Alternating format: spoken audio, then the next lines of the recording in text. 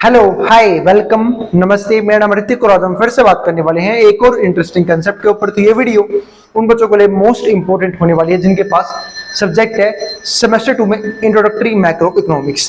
तो चलिए शुरू करते हैं आज की वीडियो। और इस कंप्लीट सीरीज के नोट्स प्रिपेयर हो चुके हैं। जिन बच्चों को नोट्स परचेज करने हैं वो इस नंबर पर जाए 9667836336 यहाँ पे जाके नोट्स ले सकते हैं।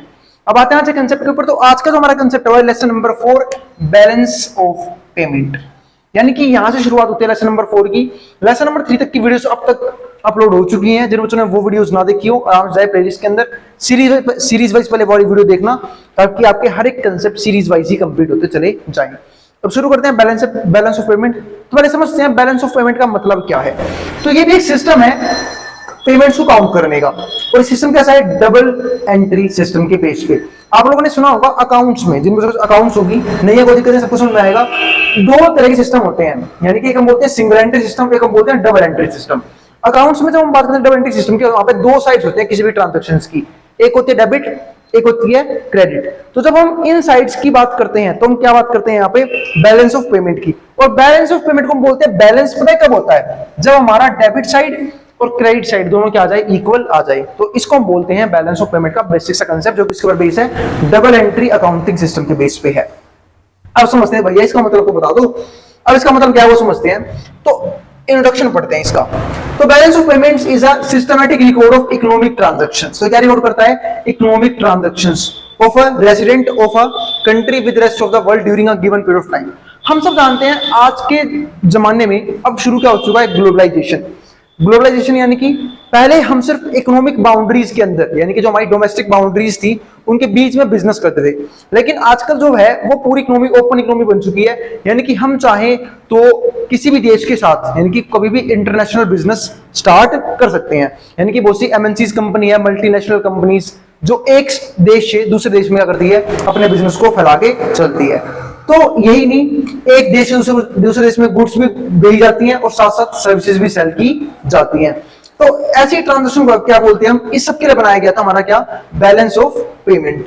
तो balance of payment is a systematic record of economic transactions. तो ये इकोनॉमिक ट्रांजैक्शन रिकॉर्ड करता है of a resident of a country with rest of the world, किसी भी रेसिडेंट की बाकी रेस्ट ऑफ द वर्ल्ड से, यानी कि बाकी पूरी दुनिया से, तो रेस्ट ऑफ द वर्ल्ड से during a given period of time. अब आप इस गिवन पीरियड ऑफ टाइम को आप लोग वन फाइनेंशियल ईयर भी समझ सकते हो।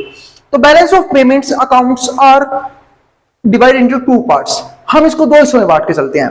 तो हमारा जो फर्स्ट पार्ट है उसको हम क्या बोलते हैं, करंट अकाउंट। क्या बोलते हैं उसको हम, करंट अकाउंट। ये आपने सुना होगा एक नॉर्मल वे में भी, क्योंकि जो बैंकिंग सिस्टम है उसमें भी हमारा एक टाइप का अकाउंट बनता है, वो क्या बनता है, हमारा करंट अकाउंट बनता है। Deals with payments of goods and services. तो करंट अकाउंट का काम क्या है, डील करना किसके बारे में, गुड्स और सर्विसेज की बारे में, यानी कि ये रिकॉर्ड करता है सिर्फ उन पेमेंट्स को जो हम करते हैं गुड्स और सर्विसेज के बेस पे। दूसरा हमारा आता है या फिर इनकम के बेस पे एंड ट्रांसफर्स के बेस पे, यानी कि जब आप कभी भी गुड्स और सर्विसेज खरीदते हो रेस्ट ऑफ द वर्ल्ड से, यानी कि बाकी पूरी दुनिया से। मान लो एक इंडिया में रहने वाला पर्सन है, उसने एप्पल का आईफोन मंगवाया, लेकिन वो कहां से आता है, अमेरिका से। तो यूएसए कंपनी है एप्पल, तो आपने वहां से आईफोन मंगवाया, तो जो ट्रांजैक्शन हो कहां पे रिकॉर्ड होगी, बैलेंस ऑफ पेमेंट में रिकॉर्ड की जाएगी। और उसका वो भी कौन से पार्ट में, करंट अकाउंट वाले पार्ट में। क्योंकि गुड्स और सर्विसेज की ट्रांजैक्शन या फिर इनकम की ट्रांजैक्शन, या जैसे इनकम का मतलब यहाँ पे क्या है कि आपकी इनकम इंडिया से नहीं आती, आप इंडिया में रहते जरूर हो, लेकिन आपकी इनकम आती है रेस्ट ऑफ द वर्ल्ड से। फॉर एग्जांपल किसी ने, अगर इंडिया के पर्सन ने शेयर खरीद रखे हैं किसके, गूगल कंपनी के, तो उसका डिविडेंड कहां से आएगा, गूगल कंपनी की तरफ से। उसका शेयर प्राइस बढ़ेगा तो प्रॉफिट कहां से होगा, यूएस कंपनीज के जरिए। तो वो सब किसके अंदर आएगा, वो सब प्रॉफिट जो है उसका दूसरी कंट्री से आ रहा है। तो जो इनकम का पार्ट है वो भी कहां कैलकुलेट होगा, हमारा करंट अकाउंट में। और जो ट्रांसफर्स है, ट्रांसफर यहाँ पे मतलब क्या है कि सपोज करो आपको कोई रिलेटिव इंडिया में न रह के कहां पे रहता है, किसी विदेश में रहता है, किसी और कंट्री में रहता है, किसी फॉरेन कंट्री में रहता है, और वहां से आपको पैसा ट्रांसफर करता है, तो वो भी किसका पार्ट बनेगा, करंट अकाउंट का पार्ट ही बनेगा। तो other part which is known as capital and financial accounts deals with transaction in assets. और दूसरा हमारा बनता है कैपिटल और फाइनेंशियल ट्रांजैक्शंस का अकाउंट। तो इसको हम क्या बोलते हैं, कैपिटल एंड फाइनेंशियल अकाउंट, जो डील करता है सिर्फ किसके बारे में, एसेट्स के बारे में। अब एसेट सबको पता है, एसेट एक ऐसी चीज होती है, ऐसी इन्वेस्टमेंट कैसे होती है जहां से आपको पैसा कमा के दे जो आपको। अब आगे समझते हैं करंट अकाउंट को डीप में समझते हैं। तो दो पार्ट तो पढ़ लिए, आज हमें सिर्फ दो ही पार्ट पढ़ने हैं इसके। तुमने तो समझा कि बैलेंस ऑफ पेमेंट होता क्या है। बैलेंस ऑफ पेमेंट हमारी ट्रांजैक्शन को रिकॉर्ड करता है, एक डोमेस्टिक कंट्री की ट्रांजैक्शन को रिकॉर्ड करता है, वो भी किसके साथ, इंटरनेशनल यानी कि विदेशों के साथ। इसके दो टाइप होते हैं, करंट अकाउंट और हमारा यहाँ पे एसेट अकाउंट। आप एसेट अकाउंट बोल सकते हो या फिर बोल सकते हो कैपिटल और फाइनेंशियल अकाउंट। तो दो अकाउंट हमारे करंट अकाउंट में रिकॉर्ड होती है सारी गुड्स और सर्विसेज की, या फिर इनकम की, या फिर ट्रांसफर्स की ट्रांजैक्शन रिकॉर्ड की जाती है। और जो कैपिटल और फाइनेंशियल अकाउंट है, ये इसका काम क्या है, एसेट्स की ट्रांजैक्शन को रिकॉर्ड करना। सपोज करो आपकी कोई एसेट की फॉरेन कंट्री में आपने सेल कर दी, तो उसकी ट्रांजैक्शन कहां पर रिकॉर्ड की जाएगी, इस अकाउंट के अंदर। अब आता है करंट अकाउंट का, हम और डीप में समझते हैं। तो records transaction arising from trade in goods and services.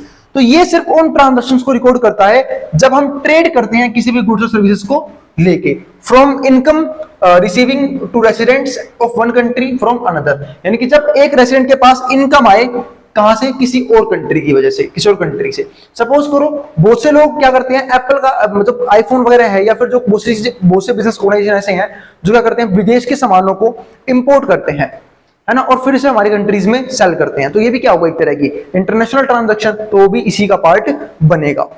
And from transfer by residents of one country to residents of other country, या फिर अगर कभी पैसा ट्रांसफर किया गया है किसी भी रेसिडेंट्स को किसी दूसरी कंट्री के रेसिडेंट्स के जरिए, तो वो भी किसके अंदर आएगा, हमारा करंट अकाउंट का पार्ट ही बनेगा। Current account divide into 3 main sections. तो ध्यान रखना, करंट अकाउंट के भी 3 कंपोनेंट्स होते हैं, इसलिए हम बोलते हैं करंट अकाउंट को हमने 3 सेक्शंस में डिवाइड किया हुआ है, तो ये भी ध्यान रखना।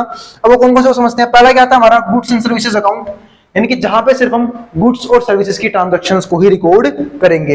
इट हैज 2 कंपोनेंट, जहां पे हम एक तरफ बात करते हैं गुड्स की, गुड्स यानी कि which is called visible account, और ट्रेड अकाउंट और मर्चेंडाइज अकाउंट। और दूसरा हमारा क्या होता है, सर्विसेज कवर इनविजिबल आइटम, क्योंकि सर्विसेज में क्या आता है, इनविजिबल आइटम्स, यानी कि जो हम देख नहीं सकते, और गुड्स में क्या आते हैं, सारे विजिबल आइटम्स। सपोज करो आपने आईफोन मंगवाया, या फिर कोई और गुड्स या फिर सर्विस आपने यूज करिए, किसकी फोन सर्विस यूज करे तो किसमें आएगा, सर्विस अकाउंट में, और गुड्स यूज करे तो किसमें आएगा, गुड्स अकाउंट में। ये इसके टाइप है, किसके, हमारे फर्स्ट कंपोनेंट के, यानी गुड्स और सर्विसेज के। तो दूसरा है वो हमारा इनकम। तो पहला क्या बना हमारा कंपोनेंट, गुड्स और सर्विस अकाउंट, और इसके भी 2 पार्ट है। पहले में हम सिर्फ गुड्स के बारे में बात करेंगे, और यानी कि विजिबल आइटम्स के बारे में बात करेंगे, और दूसरे में बात करेंगे हम सर्विसेज के बारे में, यानी कि इनविजिबल आइटम्स के बारे में। दूसरा हमारा पार्ट है वो है इनकम का। अब इनकम का पार्ट क्या समझता है वो समझते हैं। Second item is income account. It again has 2 parts, इसके भी 2 पार्ट हैं। वन इज एम्प्लॉय कंपनसेशन और दूसरा इज इन्वेस्टमेंट इनकम। तो मैंने कहा ना, 2 तरह की इनकम हो सकती है, या तो आपने किसी फॉरेन कंट्री में आपने काम किया था, आपने अपनी सर्विसेज प्रोवाइड करी थी जिसकी वजह से आपके पास इनकम आई है, तो इसके भी 2 पार्ट हो गए। एक तो हो गया हमारा एम्प्लॉय कंपनसेशन, कि आपको पैसा मिला है एज सैलरी, एज वेजेस, या फिर हो सकता है आपने इन्वेस्टमेंट करी हुई थी फॉरेन कंट्री में और आपको उस इन्वेस्टमेंट का पैसा मिला है, तो उसके लिए हम क्या बनाएंगे, अलग से इन्वेस्टमेंट इनकम अकाउंट। अब जो सी पार्ट है वो समझते हैं, इसको हम बोलते हैं करंट ट्रांसफर्स, यानी कि हमने जो 3 पार्ट पढ़े थे ना, कौन कौन से, गुड्स और सर्विसेज, इनकम एंड ट्रांसफर, इनको हमने अलग अलग कंपोनेंट्स में डिवाइड कर दिया, किसके, करंट अकाउंट के कंपोनेंट्स में। तो गुड्स और सर्विसेज के बन गए 2 हिस्से, एक गुड्स का अलग, विजिबल आइटम्स का अलग, सर्विसेज यानी कि इनविजिबल आइटम का अलग। इनकम में बन गया हमारे 2 हिस्से, कंपनसेशन ऑफ एम्प्लॉइज, या फिर दूसरा हमारा क्या बन सकता है, इन्वेस्टमेंट का पैसा। अब आता है हमारा करंट ट्रांसफर्स। तो third element is current account is current transfers divided into central government and other sector. और इसको हम डिवाइड करते हैं तो सेंट्रल गवर्नमेंट में, ठीक है, और दूसरा हम डिवाइड करते हैं इसे अदर सेक्टर्स में। All components of current accounts other than trade is invisible, यानी कि अगर हम बात करें करंट अकाउंट में ट्रेड को छोड़ के, तो बाकी सारी चीजें क्या होती है, हमारी इनविजिबल होती है। इसके बाद हमारा आता है सेकंड टाइप। तो हमारा बैलेंस ऑफ पेमेंट में 2 ही टाइप की चीजें आती हैं, या तो हमारा आता है फर्स्ट वाला अकाउंट, यानी कि क्या बोलते हैं, करंट अकाउंट, और अब हम बात करने वाले हैं किसकी, कैपिटल अकाउंट की, यानी कि जहां पे हम डील किससे करते हैं, सिर्फ एसेट्स के बारे में।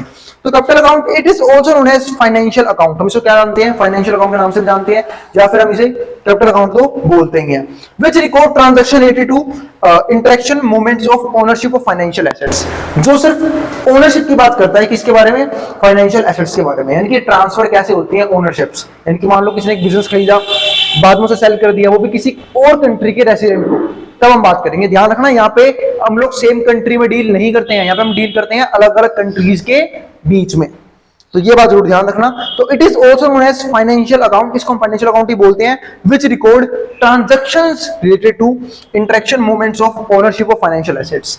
The capital account does not relate to import and export.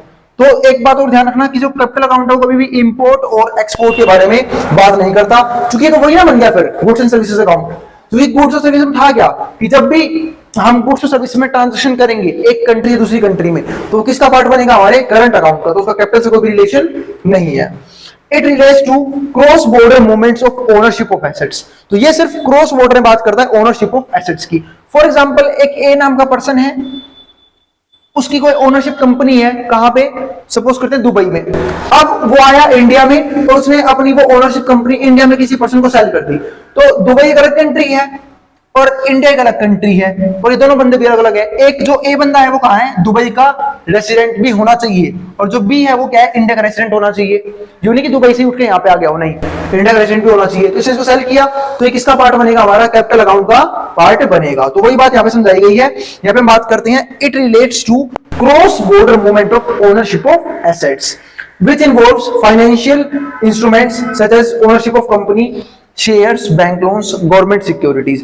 जहां पे हम बात करते हैं किसके बारे में, इंस्ट्रूमेंट एक्सचेंज करने के बारे में। जैसे कंपनी के शेयर एक्सचेंज कर लिए कि पहले कंपनी के शेयर किसी और के पास थे, किसी और कंट्री के रेसिडेंट के पास, और अब किसी और कंट्री के रेसिडेंट के पास है। या फिर होता है बैंक लोन्स शेयर कर लिया, गवर्नमेंट सिक्योरिटीज आपने एक्सचेंज कर ली किसी एक कंट्री से दूसरी कंट्री में, तो ये भी किसका पार्ट बनेगा, हमारा कैपिटल अकाउंट का। इसके अलावा इट हैज टू कंपोनेंट्स, इसके पास भी दो कंपोनेंट्स हैं। फर्स्ट में क्या है, कैपिटल अकाउंट। अब इसके में कौन से पार्ट है, पहला कैपिटल ट्रांसफर, आपने कैपिटल ट्रांसफर कर दी, आपने अपनी इन्वेस्टमेंट ट्रांसफर कर दी। दूसरा एक्विजिशन और डिस्पोजल ऑफ नॉन प्रोड्यूस। अब ये एक्विजिशन का मतलब क्या होता है वो समझते हैं पहले। इसका मतलब होता है जब भी कोई बिजनेस किसी दूसरे बिजनेस को एक्वायर कर ले। फॉर एग्जांपल यहां पे तो वही हुआ, सपोज करो एक ये जो है ये इंडिया की कंपनी है ए, ठीक है, और जो ये बी है ये सपोज करो अमेरिका की कंपनी है।